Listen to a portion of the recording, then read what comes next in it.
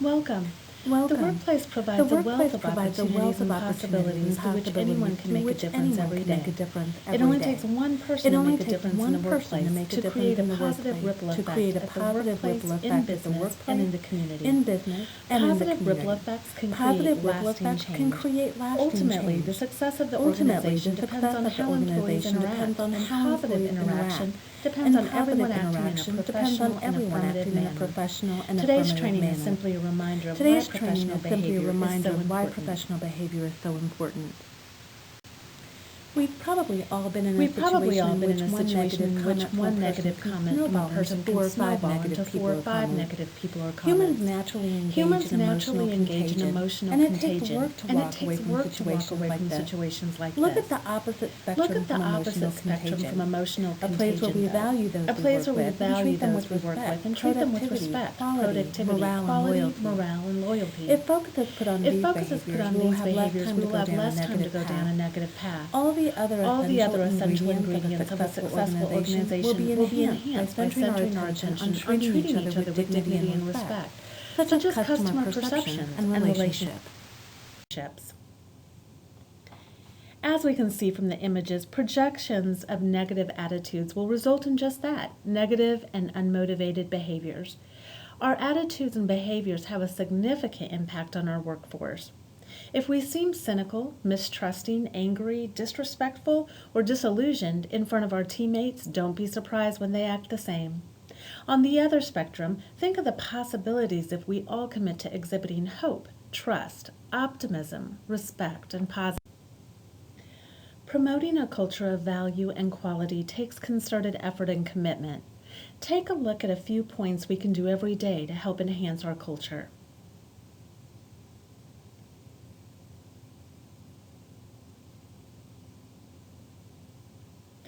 When an organization's employees align their workplace values, people begin to understand one another.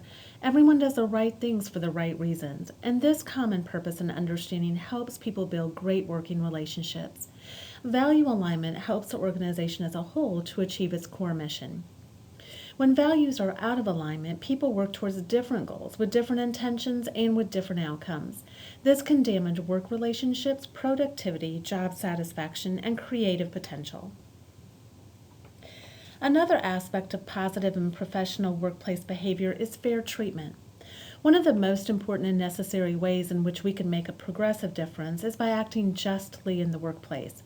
That is the fairness with which we treat employees, make decisions, set policies and procedures, and interact and communicate with each other. The workplace presents daily opportunities to act with justice on behalf of our coworkers and management. But justice also goes beyond fairness. As you review these examples of fair treatment, remember it's just not the right thing to do, it's the law. Fair and just treatment is about having solid ethics. Ethical conduct is the basis of long-term success for any organization. All employees should act ethically in their interactions with clients, coworkers, and the company. Ethical conduct on the job involves knowing what is right and wrong in the workplace and consistently doing what is right. It means understanding and following the company's code of ethics in all work-related interactions. If you would like to learn more about OnePath's code of ethics, please refer to our employee handbook, which is found on the ADP site. In today's rapidly changing business climate, with all its competitive pressures, it's often difficult to tell what's right or wrong. Many ethical problems fall into a gray area where what is right or wrong is not always obvious. Doing what is ethically right is often confused with what is easiest, quickest, or cheapest. Many notable corporate role models in recent years have crossed the line for personal profit or because of misguided notions of organizational loyalty. A firm understanding of ethical conduct on the job provides everyone in the organization with the same moral compass to follow in times of uncertainty, crisis, and competition. Behaving ethically on the job starts with maintaining a high standard of personal integrity in all of your professional interactions. It's important to appreciate the degree of influence we have over others. For example, our need to be aware of the ripple effect of a solid work ethic. Work ethics pertain to a person's attitudes, feelings, and beliefs about work. The state of a person's work ethic determines how that person relates to occupational responsibilities, such as goal setting, hardworking accountability, task completion, reliability, cooperation, communication, honesty, effort, timeliness, determination, leadership, stewardship, and dedication. Your attitude determines your attitude. It's a phrase commonly used to lift perspective and encourage productivity. A new study reveals that integrity and attitude are two of the most important deciding factors. The CEO of Express Employment Professional puts it this way: even the best education is no substitute for a good attitude. Of course, education is important, but while employers can teach their employees new skills, it's much more difficult to teach things like integrity, work ethic, or attitude. Employers want people who can get the job done, of course, but they also want to effectively work alongside their employees on a daily basis with good work ethics. Behaving ethically also means complying with laws, regulations, and accepted standards of behavior that govern the industry. An ethical professional protects a company's confidential information such as trade secrets, customer databases, and other proprietary information, which if released might give competitors an edge against the organization. Employees and management must also protect client confidentiality. In the course of a relationship, the company often learns many sensitive details about a customer's business. This data must be protected just as we protect our own company's confidential information. Behaving ethically also means avoiding conflicts of interest. For example, using insider information for personal gain or taking inducements from suppliers to favor their products and services. Consistently making ethical choices on the job is difficult. It requires you to balance many, often competing interests. Here are some important questions that you can use to test any potential course of action to determine if you are making the ethical decision. Does what I propose to do comply with the company's policies and procedures? Would this course of action violate any laws or regulations? Do I need to discuss this problem with my boss and get his or her approval? What have others in the organization done in similar situations in the past, and how has that turned out? Will my decision be fair to everyone who will be affected by it now and in the future? As a second phase to analyzing if the decision you are making is ethical, dig just a little bit deeper, such as, is this decision in the best interest of the organization, employees, customers, vendors, stockholders, the community, and other stakeholders? Am I under any pressure to make a decision with which I'm not comfortable? And if so, where is this pressure coming from?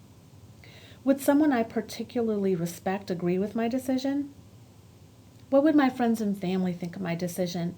How would they feel if they heard about my actions on the evening news or in the morning paper? If you wouldn't be comfortable with your business-related actions becoming public knowledge, then you should probably reconsider what you intend to do. The final question is, can I take pride in my decision? To be a true positive professional in any job, one must be accountable. Being accountable means taking responsibility for the work, both the process and the result. It means being responsible to yourself, management, customers, coworkers, and the organization as a whole. Accountability also involves reliability. Coworkers, customers, and bosses have to be able to rely on you. It means keeping promises and commitments, and it means being trustworthy. An accountable professional is also objective. He or she separates opinions from facts, personal issues from work issues, and preferences from policies.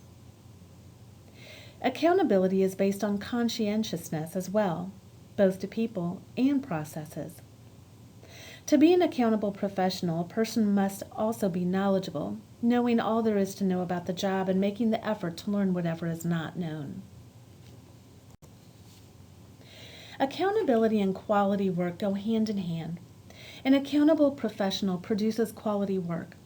Professionals understand the standards for every task they do and always meet or exceed those standards. Professionals check with their bosses regularly to find out what is expected of them. In addition to meeting the expectations of their superiors, professionals think about what they could expect of themselves, and they set their expectations high. They pay attention to details. They understand that the total quality depends on meeting standards for every feature of a job. Professionals also know that quality depends on successfully identifying and solving problems that stand in the way of a positive result. Communication is arguably one of the most important business skills, no matter what your industry. Communication is something we do reflexively, like breathing.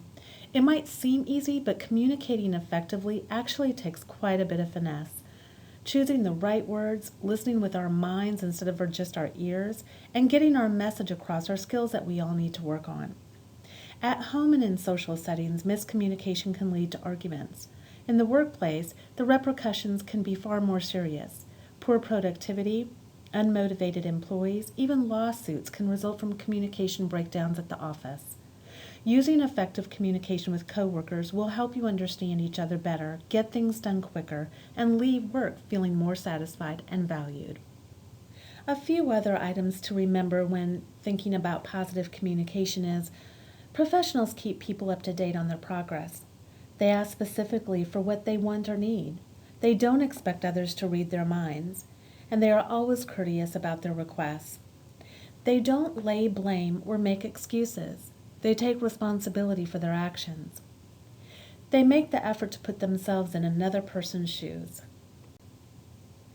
Unfortunately, rude and uncivil behavior is becoming more common both in and outside of the workplace.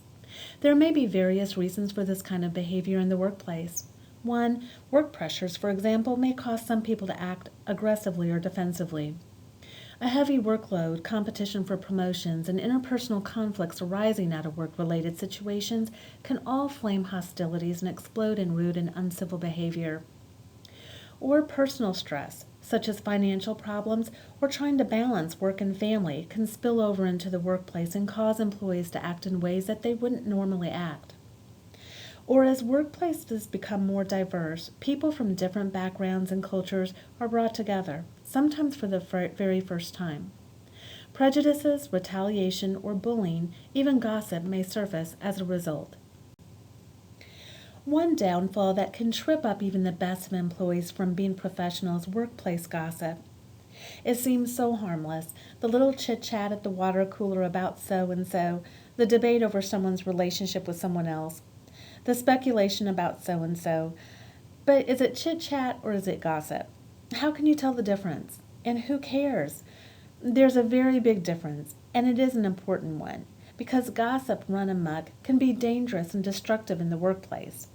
So how does one tell the difference between idle chatter or gossip? While idle chit-chat and other light conversation can be value neutral, gossip is often negative, inflammatory, and embarrassing to the person being spoken of. Here's a test. Consider the impact of what's being said. Does it cast negative aspirations? Does it create rifts? Does it exult in the misfortune of others? Does it have a negative emotional charge?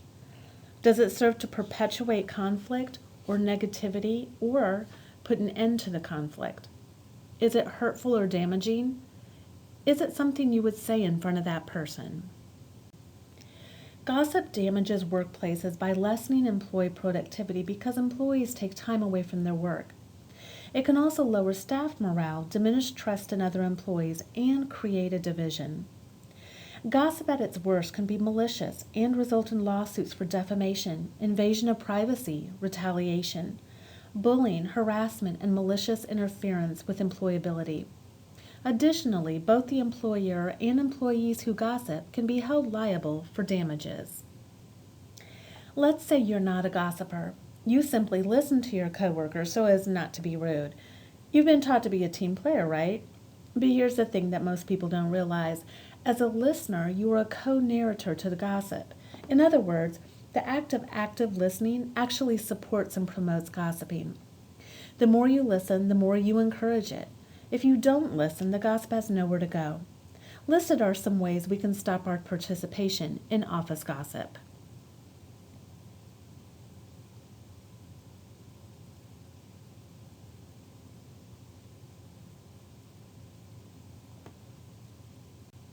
What is workplace bullying? Workplace bullying is repeated health-harming mistreatment. Offensive conduct or behaviors including nonverbal, which are threatening, humiliating, or intimidating, in which the treatments interfere with work. So why is it such a problem? It's a problem that has invaded the life of 37% adult Americans without invitation. In its more severe forms, it triggers a host of stress-related health complications. The person's immediate job and often career are often disrupted. Workplace bullying is also bad for business. Some of the ways that companies suffer due to bullying include high turnover, which is expensive for companies as they invest in hiring and training new employees only to lose them shortly thereafter. Low productivity, since employees are not motivated to do their best. Lost innovation, since the bully is more interested in attacking his or her victim than advancing the company, and the victims become less likely to generate or share new ideas. Difficulty hiring quality employees, as word spreads that the company has a hostile work environment. As you look through the signs of bullying above, some of them may surprise you.